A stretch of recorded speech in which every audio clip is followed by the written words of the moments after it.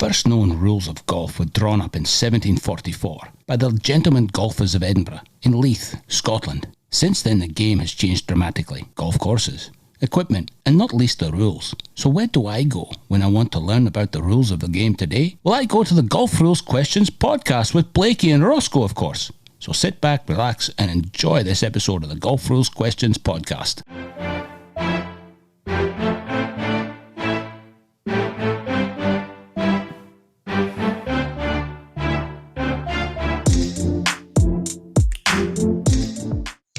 Hey everyone, welcome to episode 60 of the Golf Rules Questions podcast with your host Blakey and co-host again this week, Stuart McPhee. Welcome, Stuart. Thanks, Blakey. Great to be here again, and congratulations on reaching 60. Yeah, 60 podcasts. That's very cool. Thank you very much. Whereabouts in the world are you at the moment, Stuart? Southeast Queensland. To head on back to Melbourne shortly. Enjoying it up there? Yes. Been okay, thank you. Some time away with the family, thank you. So you didn't take the golf clubs? No, not enough room in the car when all my children put their stuff in. So how's it feel now that you're, you are, an author and have been on many podcasts, but to be on the great My Love of Golf podcast, how was that? I was humbled to even be thrown up on the board as an option. So I think Ross does a great job. Maybe he's got better. Maybe he's not a natural. He's just got better at just hosting and having a conversation with people and getting answers out of people. He's just a really good host. He just does things really well. It was a lot of fun. Thank you. Yeah, I certainly enjoy his interview podcasts. He's really gotten some really cool people on that you just never heard of. Type thing in the golf space, and they're in their own right outside of golf. They might be semi-famous, but in the golf space they're not. But they love golf and they love their game, and that's what his whole podcast was set up to be. The My Love of Golf. People have this life outside of golf, but they still have everyone connects together in the golf world. And the golfing community is a small place, so it's pretty cool, the interviews he does. I try to encourage him to do a lot more, and well done on getting on there. Thank you. No, he's very good at it. So without further ado, we better get into the GRQ OTW for episode 59, which was... It was a 4-ball match with Ross and Fraser playing against Helen and Charlotte, and it was just an issue of a concession and what that meant. And we know with Rule 6.4, order of play, match play, it is an issue. You do need to abide by order of play, although you can agree every now and again to do that, but you do need to abide by that order of play. But when it comes to 4-ball, if it's one of your players that is next to play, you can actually choose which one of you play, even if someone's a lot closer to the hole. So what Fraser decided to do that because he was closer to the hole and he was going to give Ross a line on the putt, and he had 2 putts to win the hole. But before Fraser was able to putt, his putt was conceded by either Helen or Charlotte, but he putted anyway. And we know that when you concede, it doesn't matter what you do after that, the whole, the concession is valid. So that stroke was in, and it was in for a 5. But because he putted, and because it would have assisted or did assist his partner in his line of play, there is an interpretation with regards to concessions and 4-ball that actually Ross's score can't count for that side anymore because he's been assisted by his partner. And Fraser's score is the score for the team. So in actual fact, he ended up making a 5. Helen and Charlotte were already in for a 4, so they won the hole, even though Ross had 2 putts for a win. Fantastic. And I think one of our long-time listeners, David Grieve, got that one right. He submitted an answer on YouTube, so well done, David. But an interesting situation and an interesting answer or ruling after that, because I think it used to be, and correct me if I'm wrong, anyone out there, but it used to be that the players incurred the penalty, whereas this time they're saying, well, the penalty is that you can't count that score because you've been assisted. So whereas it might have been a 2-shot penalty before. In this situation, effectively, is the same answer. But if Helen and Charlotte were in for they're in for 4, a 6 or a 7, and then Ross made his for 5, but also got the penalty, and then Fraser. Right. I've probably missed those, who was cutting and who wasn't, and the other person, 3-putted or 4-jagged for an 8 or whatever, then it would be the same answer. But an interesting one. I kind of like it. It makes it really simple. Hey, you're not allowed to do this. If you've done it, because you've assisted your partner, we're not going to count that score. So that's pretty cool. Mm. So nice work, Stuart. Good question, that one. Have you been playing a lot of 4-ball competitions at? No, not a lot. No, I haven't play played a lot of last 4-ball? month, but you do. I haven't played a lot myself, not in the last 12 months or so, but I do like 4-ball. I mean, what I should say is a lot of occasions the 4 balls get thrown up on the first tee, so you play the informal on the side 4-ball match. Yeah, right. That's part of the competition. No, they definitely play a lot of 4-ball competition in the syllabus at Spring Valley, which a lot of the membership, half the membership like and half the membership hate, because half the membership just want to play individual Stableford or par and get their score. And, with that GA handicap app, where you can see everyone's handicap on there, that's really increased that participation in your individual handicap and how you're going against your friends. So, there used to be an old handicap app before that one. Unofficial. An unofficial one, which was such a great idea that Golf Australia decided to steal it and blow them out of the market. Anyway, that's not a conversation for here, but now that it's here, most people are on it, and it's really good. And it's really good for social groups as well. Like, I've got all my Wombat Hills golfers, all my Wombat Hill Golf Club members on there. There's about 5 of us, so keeping track of all them. So it's good app there to use. Right, so we've had a few things going on. I think we're delayed this podcast. I think the last one was about 13 days ago. So there's a fair few things happened, including a lot of community questions, which have always divide the group. I think there's only been one in the last 2 or 3 months that we've gotten over 75% majority. So they always seem to divide people.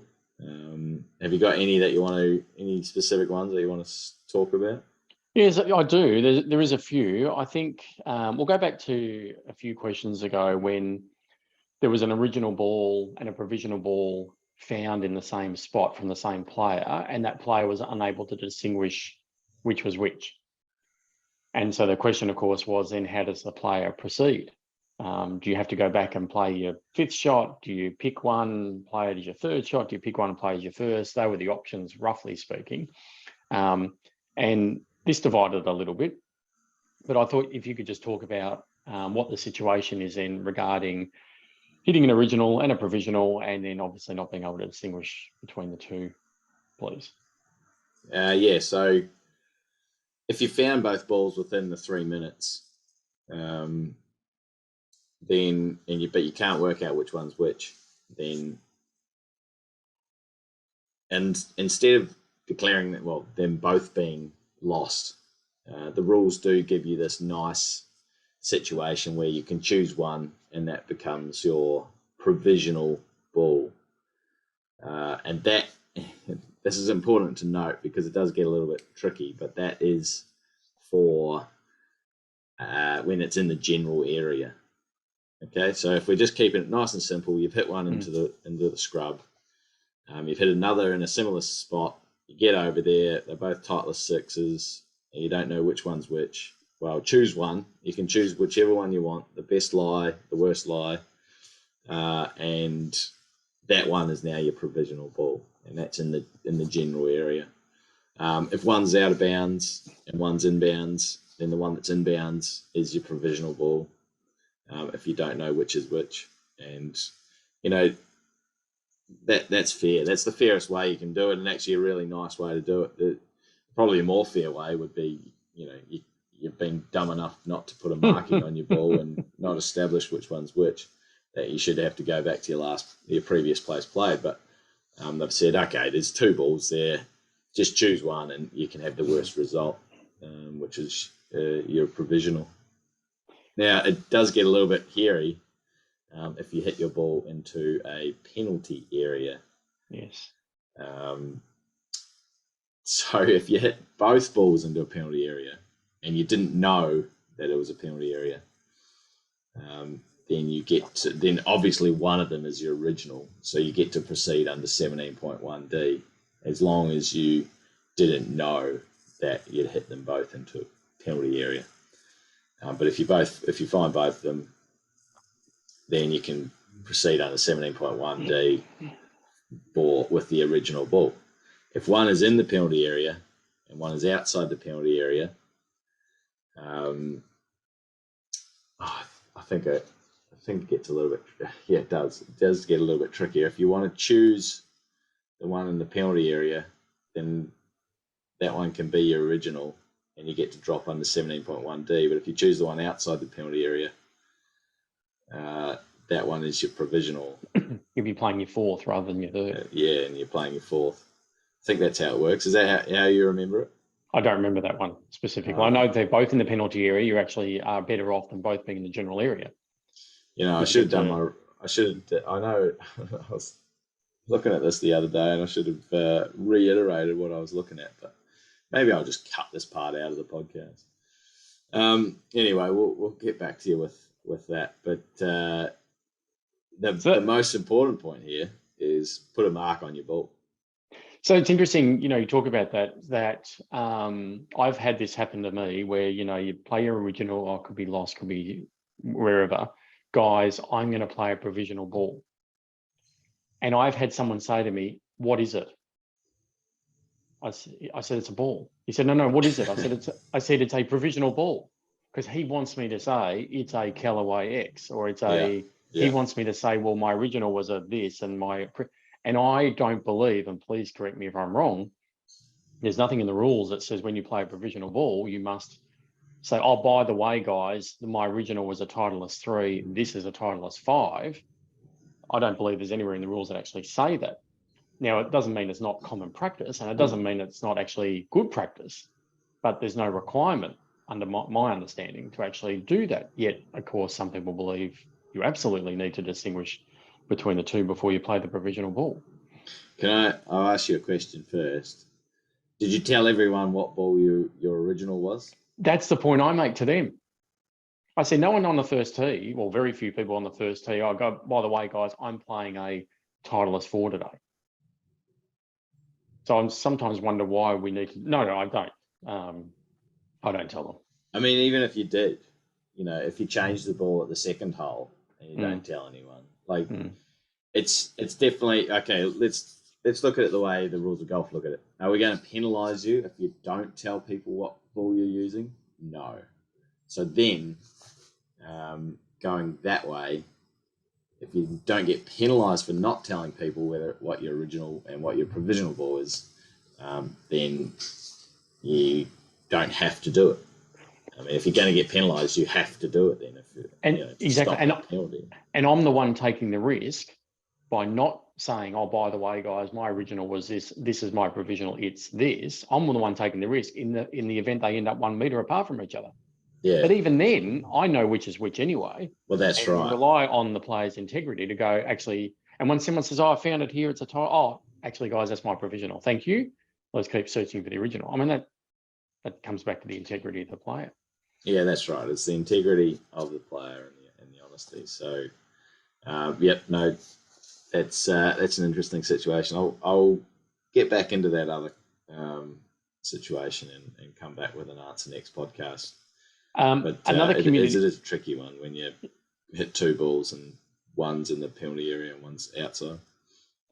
Another community question was Tyson from the middle of the fairway spraying a shot towards out of bounds, and it actually goes out of bounds, and what his options were. And it was interesting to see how many people chose the sort of that model local rule. In other words, how many people didn't choose previous place played, but actually chose the, I know you can drop it up near where it went out. So there must be something in place somewhere where people believe that's where you can proceed for a ball that's out of bounds. So quite a few people, maybe about a quarter, got that wrong. See, this is just bad publicity at the time. You know, the media outlets just ran with it and said, new rule in place, drop up where you think you lost your ball. It's like, that's not a rule of golf. That's a local rule, and not that many clubs in certainly Australia, the UK, they don't have that in place. Whereas the US, I think you get shot if you don't have that in place. But you never see it on the tour. Like, they're never going to adopt it on the tour. It says in the book, for general play, not elite, amateur, and professional tournaments, and more social stuff.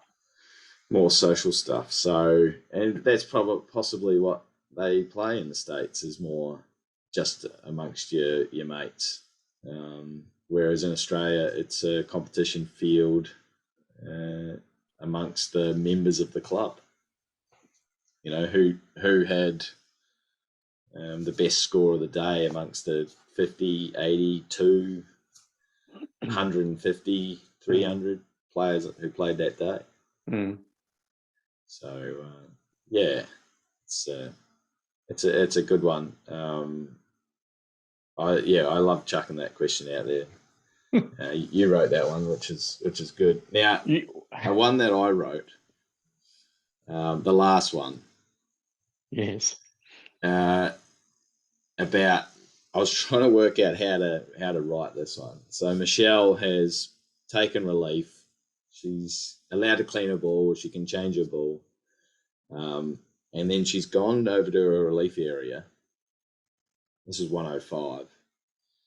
Gone over a relief area and not dropped the ball, but she's let go of the ball. Okay. Now, in the English language, that is the same thing. In the rules of golf language, that is not the same thing. But YouTube, with their answer, their polling answer, only gives me 65 characters. And so I had to try and write in what the answer is in the 65 characters. Now, I used the term dropping, which a lot of people took offense to, which is fair enough, because dropping means to drop your ball with the intention of it being back in play. Now, answer C, she didn't have intention. She literally just dropped her ball accidentally.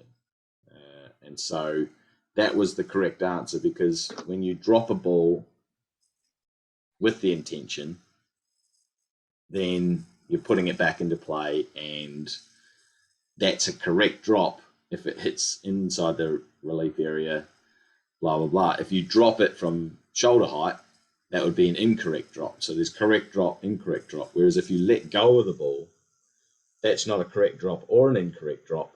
It's a nothing drop. It doesn't even come under the understanding of what a drop is.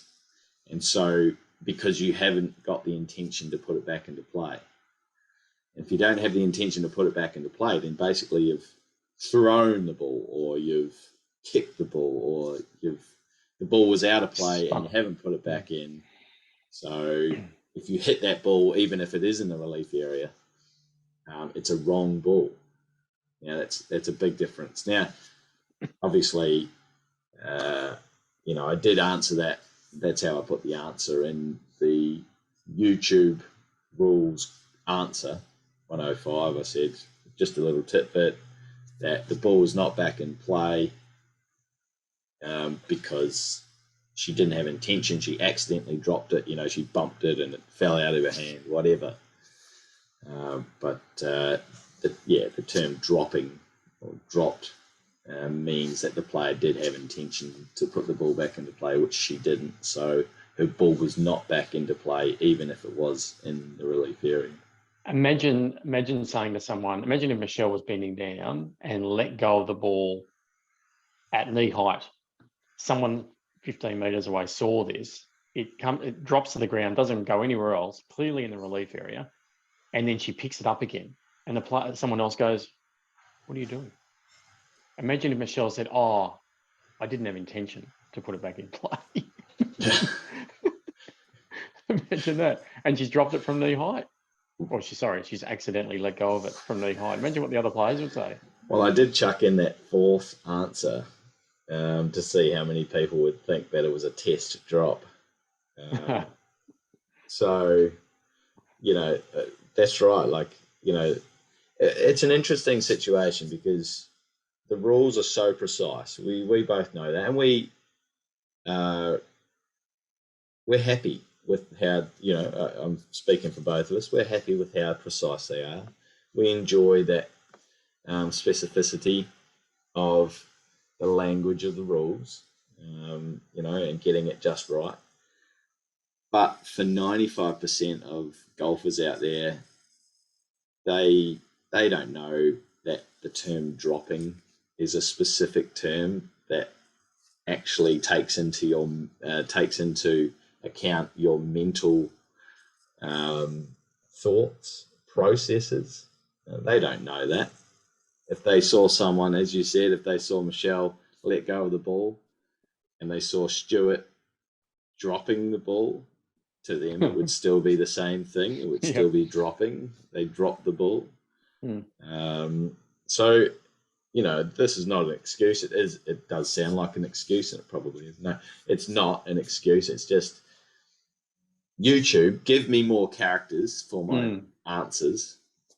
But also, there is this whole rules education. You've got to start somewhere, and you've got to just try and mold people. If I go and do a rules course, a rules workshop, I know that half of them will fall asleep. It's just, I'd like to say that I'm not boring, but the topic that I've chosen to speak about certainly can be.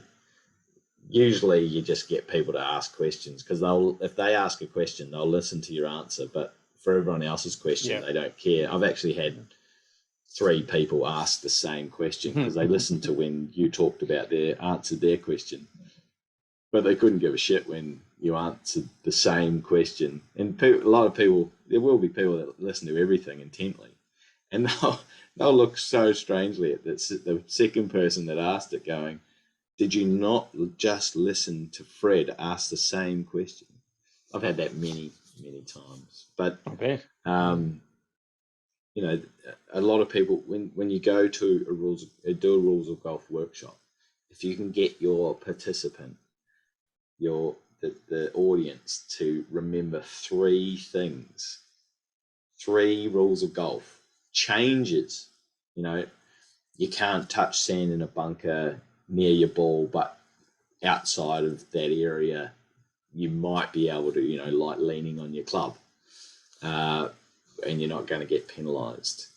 That's a change. Oh, I thought you weren't allowed to touch sand at all. Yeah, that's the old. Now there are some areas where it's not as restrictive as it was before. If you cause your ball accidentally to move on the putting green, it's not if you can get them to remember 3 things, you've done well. You've done extremely well. They're not going to remember any more than that. So, if you're studying, certainly if you're studying for exam, you can go and listen to someone about the rules of golf, but usually you only want to hear the answers to your questions. And that's why studying for the rules of golf, you just got to do your own questions and exams and work out the answers and then, go and ask experts about the rules. But you're talking about dropping now, and you're not the only person who's told me this, how important the definitions are. So you're talking about doing a rules workshop, you're talking about doing an exam and learning, and if people are interested, they really should start reading through the definitions. Yes. How incredibly critical they are to the rules. Yes. If I'm teaching someone like one-on-one coaching, I'll spend as long as it takes to go through the definitions and reiterate the definitions. And all they need, I said, rules 1 to 24 are basically processes, but you need to know the language of the rules, which is in the definitions. And I have no idea why they put the definitions at the back of the book, but if you just use your smartphone, it's just a category now, so it's not really at the back. But you can't read 1 to 24 without knowing what the definitions are. It just, almost every sentence, not quite all, but so many sentences have a word from a definition. Yeah, from the definition. That's how critical they are. Yeah. Understand them. If it doesn't have a word, that's defined in the definitions in that sentence, then it's probably superfluous. Because the 1 to 24 is the process that the player is going to go through. And so, every sentence that has ball is in the definition. What is a ball?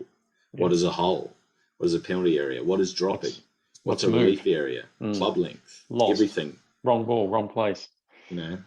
It's so important to know the definitions. And if, the people are going to pick up on when we write these questions, those little things, and that's fine. That's how we learn.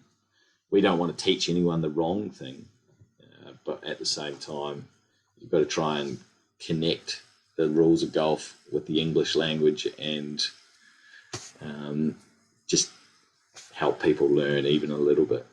If they watch the video, then hopefully that would have helped them with the answer. I've got one more community question for you. There's certainly plenty more, but seeing we're up to 105 now. But another one was Ross being caught with 15 clubs. So he's already played 9 holes. He's got to the practice green, halfway between 9th green and 10th tee, and realised, got a bit of a wait here. Probably gone had a little bit of a practice putt. But anyway, he's just talking, and someone goes, what are these new sticks you got here, Ross? And you got 15 of them. And of course, other people here. And what's the penalty? I think 99% of people would know that is a penalty, but then 99% of people wouldn't know specifically what that penalty is, but they know it's wrong. So it's one of those situations where it's not obvious to people what the penalty is, but they know it's a penalty. So you want to talk about? Well, it is quite a strange. I would actually consider it a strange. It makes sense, but then I'm probably biased. But I think it was quite a strange penalty. So the penalty is in stroke play that you get a 2-stroke penalty for every hole that it happened, with a maximum of 4 strokes. So in a stroke round, you're thinking, okay, that's fine. My 90 now becomes a 94. That's easy, and then you just take your handicap off after that and you get your net. But what about in a par round? Does your -2 now become -6? No, that's not how it works. Because that potentially could be 4 lost holes. Okay, well, -2 becoming a -4. Well, possibly, but no, that's why I think it's strange. That's probably where I would land. I would go, okay, you just -2 from your score, or you -4 points from your Staleford, or you add 4 shots onto your stroke. But the way they've gone about it is you add the 2 penalty strokes, 2 times 2 penalty strokes, to the first and second holes. And so you're right. I think 99% of people wouldn't know that penalty. And so if you had birdies at the first 2 holes, you've now had 2 bogeys. If you've had 2 bogeys, you've now had 2 triple bogeys. Again, in the stroke round, it's not going to mean any difference. In a Staleford round, you might have had 3 points. You now had on both holes, you've now had 1 point. But if you've had a wipe on both holes, you've still had a wipe. A wipe goes to a wipe. A wipe, for people that don't know that colloquial term, is 0 points. So if you've had 0 points, you add 2 shots to your score and you've still had 0 points. So it's actually almost beneficial. I'm not saying go out there with 15 clubs and hope you don't get caught, because that's a disqualification. But, if it happens and you've had a bad 2 first holes, then you get that penalty for the first 2, and which might not make any difference at all. And it's interesting that Ross could be going, hang on, I actually haven't used that club. I forgot it was in there, haven't used it, but of course that counts for nothing. Yes, good point. I think someone asked, well, what if he hasn't used it? Well, that was one of the questions, the answers we put in. Oh, was it? Well, he hasn't used it. I think someone did ask that question. Okay. And one more thing I'd like to ask you is if Ross is just about to tee off and goes, because we know, what he does for his business and the like, and he's got a few extra clubs in there, and he goes, actually, I've got 15 clubs in here. I didn't mean to have this one in. I don't have time to go back to the car, but I'd like to take this out of play. How can Ross do that without leaving it on the first tee and picking it up 4 hours later? Or not picking it up because someone took it. Mm. He must take the club out of play. Must take it out of play. And there's ways they suggest turning it upside down, that kind of thing. But if it's a big driver head, that might be a little bit hard to turn upside down in your bag. You must simply announce it. And I think my friend Jerry had a situation in a college, and it was on our podcast. It was about 10 episodes ago when Fraser and I co-hosted one, and Jerry came on, and he was saying how this college player had this situation. He's going to have to comment and tell me that I'm wrong, but had this situation, but he didn't declare the other club out of play, so he was actually disqualified, because not only you find out, but you also have to declare club or clubs out of play. That is part of that, that rule. You can't just continue on, even though you found out about it. So, because people want to know, or we need to know which club of the 15 or 16 or 18, which clubs you're not going to use for the rest of the round. Even if you haven't used one up to that point, we need to know which ones you're definitely not going to use. So you need to make that declaration. Yes, that's all a declaration, almost an announcement to your other players, whether it be your mark or the others, and just let them know. Silly me, I've got this extra wedge. Guys, I'm not going to use it today. Yeah. Just like making an announcement for a provisional ball. Someone else needs to hear it. You can't just mutter it to yourself. Right. Yes. Now, Rory's car. There was a few questions have gone through. Oh, yeah. We put up this video of Rory's car. I think have I had this situation, or did we find the keys? I can't remember, but I've definitely had something like this. And, if it's the same as like a golf cart, etc. Can I set the scene, Blakey, and then you can... Yeah, go for it. You can explain the differences between movable and immovable. So it is in the Valero Texas Open. It was the first round, the 17th hole, a drivable par 4, and Rory has almost gone pin high but right, and his ball has come to rest underneath a motor vehicle, a car, which is there as part of some sponsorship, just sitting there. It's not going anywhere. And so it's sitting under it. You can't make a stroke at it. So if you want to talk about his options with regards to whether that's considered immovable or movable, and what happens then, please. Yeah, so it's a movable obstruction. The car is movable. You can get in there, turn it on, drive away. Movable obstruction. Obstruction because it's artificial. This all goes back to the definitions, but obstruction because it's artificial. Movable because there's a way of moving.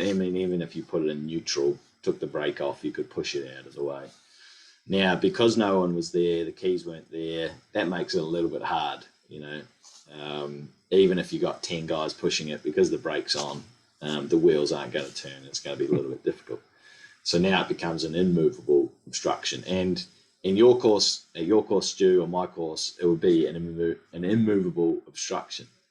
The only reason it becomes a temporary immovable obstruction on the PGA Tour is because they have the local rule in place, adopted. They've adopted the local rule. How many clubs have adopted a local rule for temporary immovable obstructions? Not many. No, the Tour, yeah, that's right. So then you can't just go, oh, well, it's a temporary immovable. You know, if this had happened to your club and it's near the maintenance shed and someone's parked it there and they're off cutting grass, you can't just say, oh, it's a temporary immovable obstruction if they haven't adopted that local rule. If you wanted to play 2 balls, possibly the committee could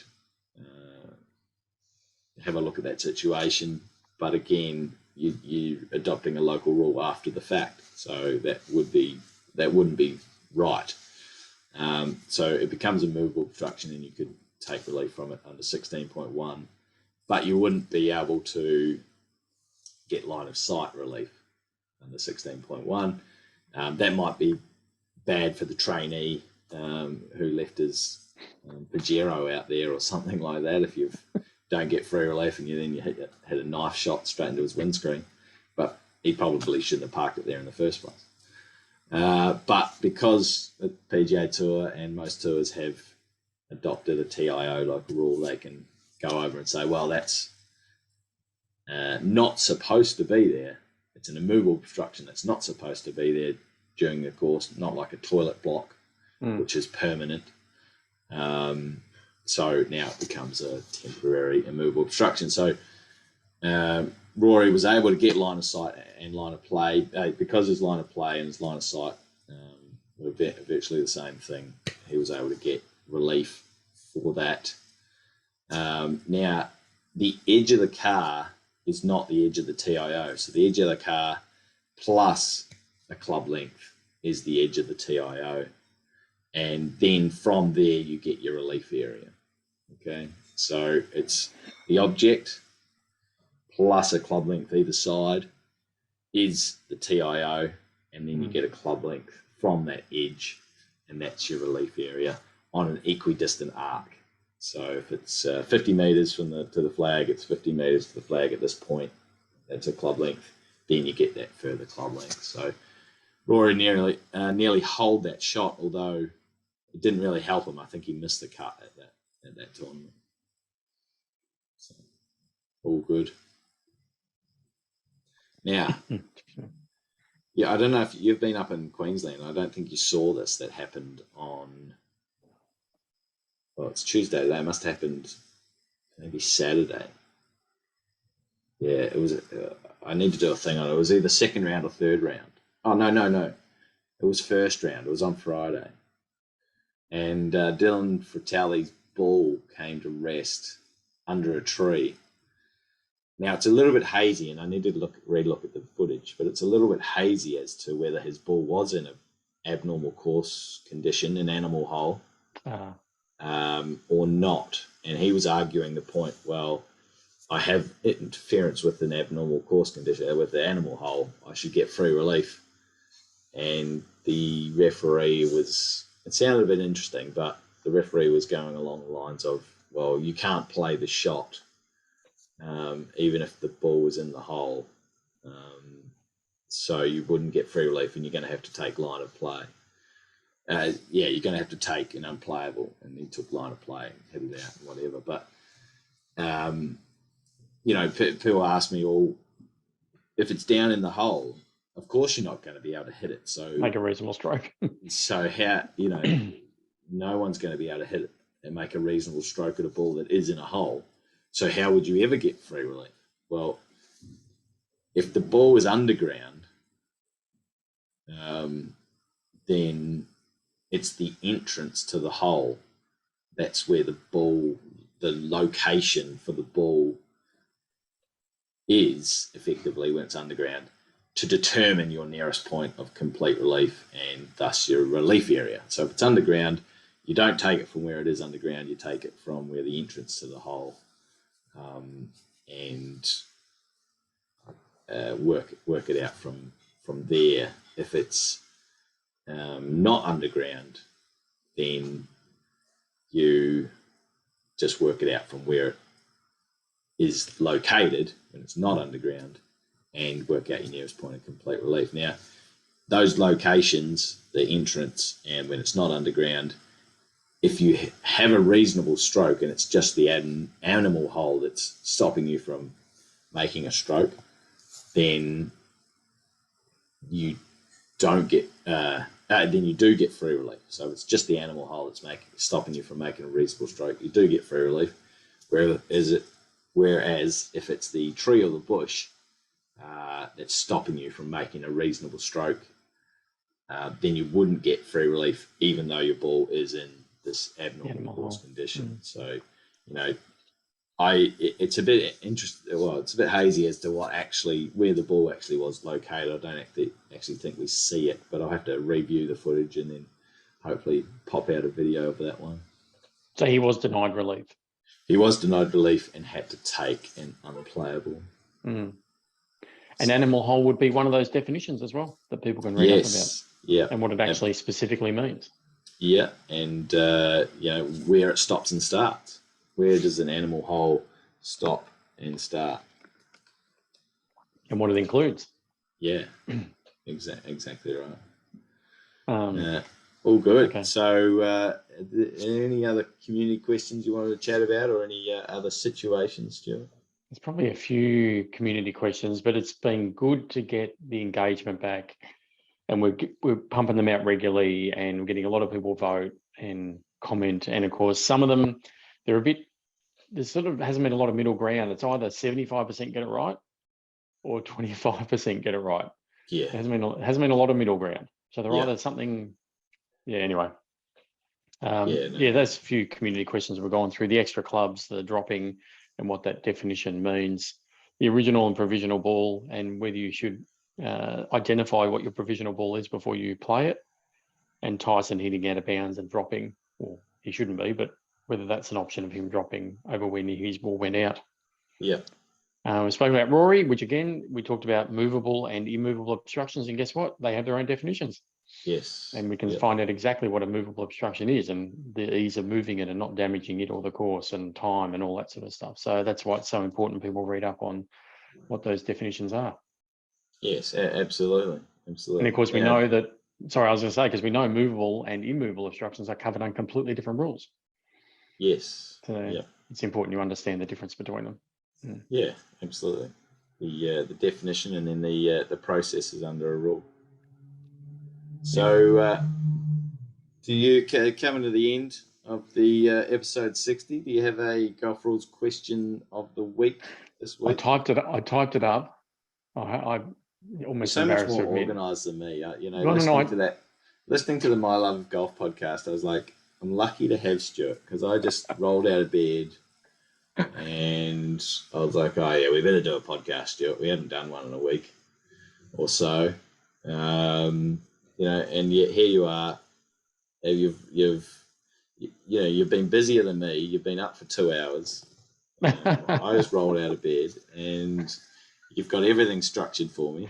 I typed this question out. You're talking about how organised. I typed this out literally minutes. As I sat down at this desk, minutes before we started, thinking I probably need to get a question, because you were going to do one last time but didn't, and I thought I'll just write one just in case, and I'll have it for next time in case you have one. So. Well, that's right. I was going to do I'm ready to go with it. I've totally forgotten what it was. Okay, I'm ready to go. I've actually typed it out too. Okay, Golf Rules question of the week, number 60. Paul Ross again. On the closing 18th hole at Wombat Hills, Ross's drive comes to rest near out of bounds. However, it does remain within the general area. When taking his stance to play his next stroke, he stands on a concrete pipe embedded in the ground, which lays outside the course boundary, but is clearly interfering with him for a reasonable stroke. What are Ross's options to take any relief? Right, so Ross's ball's in bounds, but he's standing on a artificial object that is outside the boundary, and we wonder if he gets, or what types of relief. What can he do? Yeah, what are his options? What can he do? What types of relief is allowed to proceed under? He can play the ball as it lies. That's a free hint. That's an easy, free answer. That's an easy one, easy option. Yeah, so we'll get that one off the table. So what other relief options, the penalty or free relief options are there for Ross? Whether it's free or penalty, what are his options? Fantastic. Yeah. Well, thank you very much for co-hosting with me for episode 60, Stuart. Always a pleasure. Thank you. Really, really enjoyed it. And have a safe drive home with the family. Back to Melbourne. Is it? Well, when are you leaving? Correct. In 2 days or so. Yep. Yeah, right. 2-day drive back home. Yep. Well, make sure you rug up because it's cold down here. Okay, will do. Thank you, everyone, for tuning in, and we'll be back soon with 61.